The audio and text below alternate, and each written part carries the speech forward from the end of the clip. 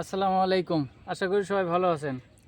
আমি জানি অনেকেই পেঁপের চারা রোপণ করতে জানেন, কিন্তু তারপরে আমি একটু রোপণ করতেছি, এই জন্য আপনাদের একটু শেয়ার করি। এই যে এর ভিতরে পলি থাকে এবং অনেকগুলো আপনার 4 কাপের মতো এগুলো আপনার থাকে, সেগুলো দিয়ে আপনার করে এইভাবে দুইভাবেই করে আর কি, পলিও দেয় এবং এটাকে কেটে নিয়ে এই যে একটু এই দক্ষিণ দিকে একটু অ্যাঙ্গেল করে রোপণ করে, আর এই মাটির যে পরিমাণ আছে একটু দেখায় দিই, অনেকেই জানেন। এই যে এটার যে মাটি আছে এর বেশি মাটির ভিতরে আর দিবেন না, এটা যেন একদম সমান সমান থাকে। এই যে একটু অ্যাঙ্গেল করে দিয়ে দিবেন, একটু চাপ দিয়ে দিবেন পাশে। এই যে বিসমিল্লাহির রহমানির রহিম, বিসমিল্লাহটা পরে বললাম, আল্লাহ মাফ করুক, রহম করুক। এই যে চাপ দিয়ে দিলাম, আল্লাহর রহমতে এখানে 4টে গাছ আছে। পুরুষ গাছ যেহেতু হয়, এই জন্য পেঁপের চারাগুলো আপনার 3টা 4টা 2টা করে অন্তত 2টা দিতে হয়, এবং 3টা 4টা থাকলে ভালো, পরে কেটে দিলে সুবিধা হয় আর কি। মেয়ে গাছটা রেখে পুরুষ গাছটাকে কেটে ফেলে দিলে হয়। এখানে 4টে অনেক সুন্দর হবে আলহামদুলিল্লাহ।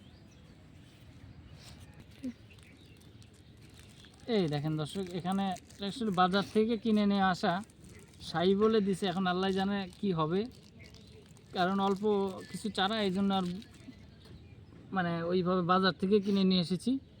এখানে একটা ছিল, এই জন্য একটা আগে দিলাম, এর আরেকটাতে দেখি আরেকটা আছে, নষ্ট করে আর লাভ কি।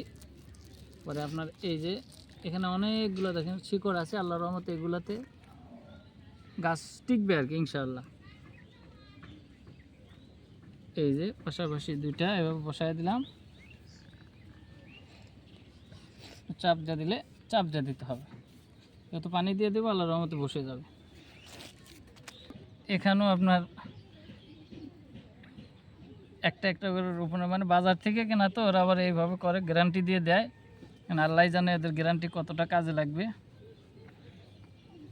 একটু দক্ষিণ দিকে অ্যাঙ্গেল করে লাগায় দিতে হয়, এটা নাকি গাছ লাগানোর নিয়ম। যতটুকু আমি জেনেছি ততটুকু আপনাদের বলছি। আল্লাহর মতো এইভাবে করলে নাকি সুন্দর হয়। অশোক, এই যে আর একটা গাছ এরকম পাশাপাশি দিলাম, এই দেখেন একটু দক্ষিণ দিকে অ্যাঙ্গেল আছে, এটা কিন্তু দক্ষিণ আমার এখানকার, এটা হলো দক্ষিণ, এটা উত্তর, এটা দক্ষিণ। এই দক্ষিণ দিকে একটু অ্যাঙ্গেল করে এরকম চাপ দিয়ে সুন্দর করে দিয়ে দেবেন, দেখবেন আল্লাহর রহমতে গাছ একটাও মারা যাবে না। আর একটা দেখেন বসায় দিচ্ছি গাছটা, 2টা গাছ পাশাপাশি দিচ্ছি। এই যে একটু দক্ষিণ দিকে অ্যাঙ্গেল করে দিলাম, এটা দক্ষিণ, এই জন্য।